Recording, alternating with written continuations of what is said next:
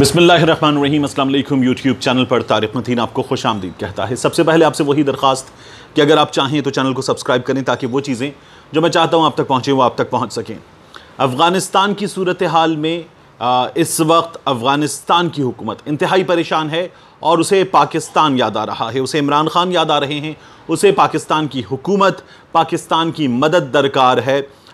इसलिए कि इस वक्त तालिबान ने मार मार के अफ़गान फोर्सेस का भुरकस निकाल दिया है और इन हालात में अफ़गान फोर्सेस जो हैं वो मुसलसल भाग रही हैं, ये ख़बरें आ रही हैं। और ऐसे हालात में अफ़गान फोर्सेस पाकिस्तान की जानिब देख रही हैं, अमरीका पाकिस्तान की जानिब देख रहा है। इस वीडियो में हम इन तमाम चीज़ों पर बात करेंगे। अफ़गान हुकूमत ने तो बाज़ाब्ता तौर पर वज़ीर आज़म इमरान खान से, हुकूमत पाकिस्तान से कहा है कि प्लीज़ इस वक्त हमें बचाइए, हमें आपकी मदद की ज़रूरत है, हमें बहुत मार पड़ रही है, इन हालात में हमें आपका साथ हर हाल में चाहिए।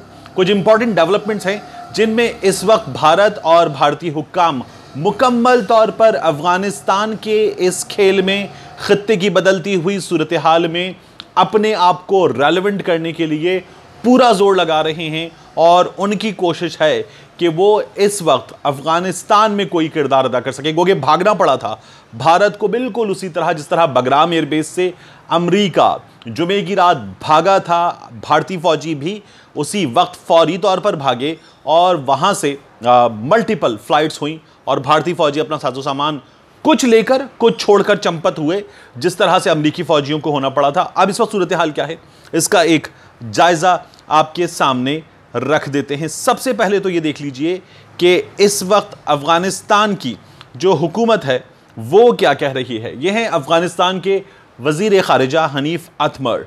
हनीफ़ अतमर ने गुफ्तगू की है और इस गुफ्तगू में उनका ये कहना है कि पाकिस्तान की हुकूमत तालिबान के मुकाबले में अफ़गानिस्तान की हुकूमत की मदद करे, तालिबान की पेशकदमी बढ़ती जा रही है। उनका ये कहना है कि तालिबान अपने वादे वफ़ा नहीं कर रहे और इन वादों को वफ़ा ना करने पर इस वक्त अफ़गान हुकूमत, अफ़गान फोर्सेस जो हैं वो मुश्किलात से दो चार हैं। मारे जा रहे हैं अफ़गान फ़ौजी, भागते जा रहे हैं अफ़गान फ़ौजी और इस वक्त पसपाई उनकी तरफ से जारी है। वो ये कह रहे हैं हनीफ़ अतमर के तालिबान जो है वो धोखा दे रहे हैं, पाकिस्तान तालिबान की जालिमाना मुहिम को रोके, इमरान खान इसमें अपना किरदार अदा करें। तालिबान ने जो वादे किए थे वो वफ़ा नहीं किए। अब इस वक्त वो क्या कह रहे हैं, वो ये कह रहे हैं कि अलकायदा और टीटीपी के दरमियान एक ताल्लुक़ है, इस ताल्लुक़ की वजह से मुश्किलात पैदा हो रही हैं। वो ये भी कहते हैं कि इस वक्त तालिबान जो है वो अफ़गान जहाँ जहाँ उनके लिए हमदर्दियाँ हैं उनके साथ मिलकर हुकूमत और अवाम के ख़िलाफ़ लड़ रहे हैं। गैर मुल्की जंगजुओं को वो कहते हैं कि वो 3 ग्रुप्स में तकसीम करते हैं। एक ऐसा ग्रुप जिसका आलमी एजेंडा है जैसा कि दाइश है, अलकायदा है, और फिर वो ये भी कहते हैं कि हमारे यहाँ ऐसे एलिमेंट्स मौजूद हैं जो उन्होंने इल्ज़ाम भी लगाया, पाकिस्तान से मदद भी चाहिए, पाकिस्तान पे इल्ज़ाम भी लगाया कि जो पाकिस्तान में भी काम कर रहे हैं। इससे सिर्फ मदद की वजह से और ज़्यादा अटेंशन गेन करने की वजह से उन्होंने कहा कि अगर ये तालिबान के हाथ में चला जाता है मुकम्मल तौर पर तो पूरे ख़ित्ते को ख़तरा है। चीन को ख़तरा है, रूस को ख़तरा है, पाकिस्तान को ख़तरा है, जो सेंट्रल एशिया स्टेट्स हैं उनको ख़तरा है। तो इसलिए हमारी मदद तालिबान के ख़िलाफ़ इन मुल्कों को करनी होगी। वो ये बात क्यों कर रहे हैं? वो ये बात इसलिए कर रहे हैं कि तालिबान के जो तर्जुमान हैं सुहेल शाहीन साहब, उन्होंने ये कहा है कि तालिबान ने अफ़गानिस्तान के 85% इलाके का कंट्रोल हासिल कर लिया है। अगर आप गूगल मैप पर जाएं और जाके लिखें इस्लाम कला, QALA, इस्लाम कला लिखें तो अफ़गानिस्तान का इस्लाम कला वो ज़िला है जो मैप पर आपको नज़र आएगा।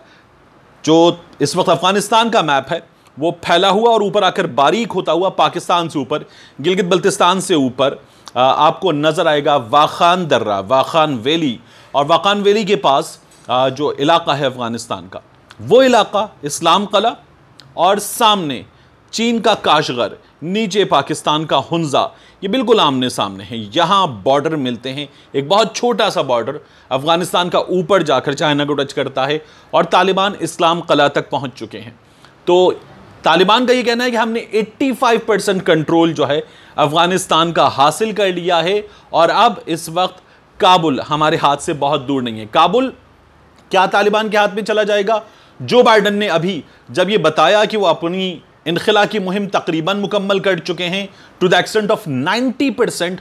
तो उनका यह कहना था कि काबुल तालिबान के हाथ में नहीं जाएगा क्योंकि हम अफगान फोर्सेस को मजबूत करके आ चुके हैं। अब अफगान फोर्सेस रो रही हैं।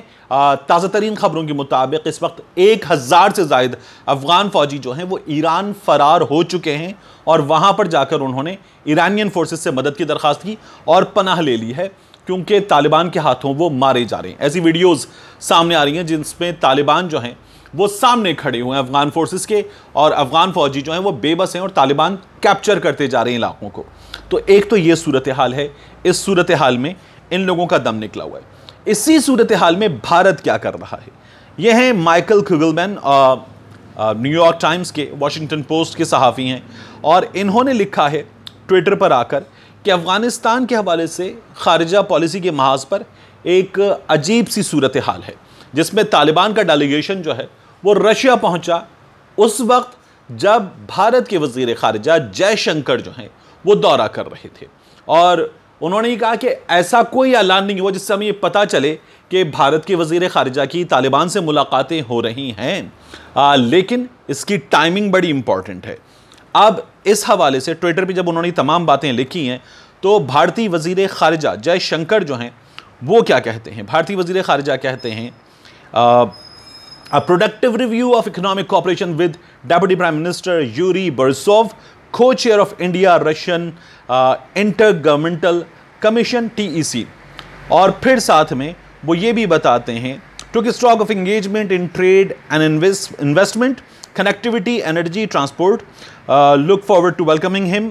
और साथ में उन्होंने कहा है कि ये भी याद रखा जाना चाहिए कि इश्यूज डिस्कस हुए हैं like Afghanistan and the middle east as pluralistic societies that have been victims of fundamentalist thinking and extremism must especially be on guard। Afghanistan के हवाले से इंडिया खुद को रेलेवेंट रखते हुए ये खेल खेल रहा है। हालांकि इस सूरत हाल में भारत का यहाँ से कनेक्टिविटी का भी इशू नहीं है, कोई रोल नहीं है। मैं एक वीडियो आपके लिए करूँगा जिसमें माजी की कुछ खुफिया मुलाकातों के हवाले से रिसर्च है, उससे सूरत हाल आपको समझने में मदद मिलेगी।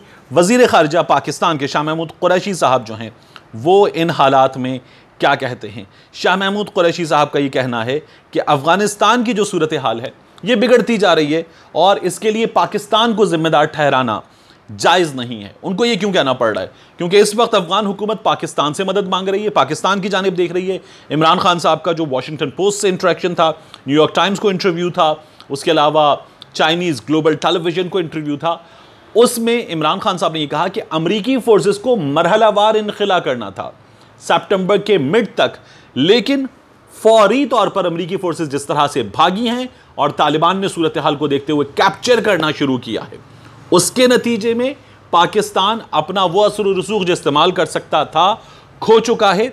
अमरीका ने यहां गलत किया है। शाह महमूद कुरैशी साहब कहते हैं तालिबान अपने लिबास में सादा हैं लेकिन वो इंतहाई ज़हीन है, बहुत काबिल हैं और पाकिस्तान को नई बदलती सूरत हाल के लिए तैयार होना पड़ेगा। शाह महमूद कुरैशी साहब ने सेनेट की जो खारिजा उमूर कमेटी है उसको ब्रीफिंग दी है।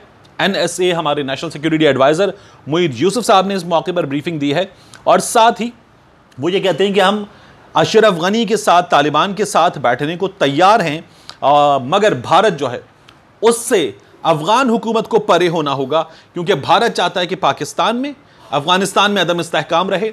इस वक्त रशिया आ रहा है, भारत आ रहा है, चाइना आ रहा है और इन मुल्कों के आने से पाकिस्तान, ईरान, रशिया, चाइना मिलकर जो ट्रेड और बेल्ट रोड इनिशिएटिव के तहत एक्टिविटीज़ करने जा रहे हैं उससे पाकिस्तान और ये पूरा रीजन और अफ़गान ट्रांजिट ट्रेड में मैंने आपको वहाँ से दिखाया था कि तिजारत शुरू हो चुकी है। पाकिस्तान का, अफ़गानिस्तान का जो मुस्तक़बिल है वो बहुत रोशन है। भारत इस वक्त इस पूरे खित्ते में अदम इस्तेहकाम चाहता है, पाकिस्तान को पीछे और नीचे रखना चाहता है। ये भारत का इंटरेस्ट है। मिलते हैं इंशाअल्लाह आपसे अगले वीलॉग में।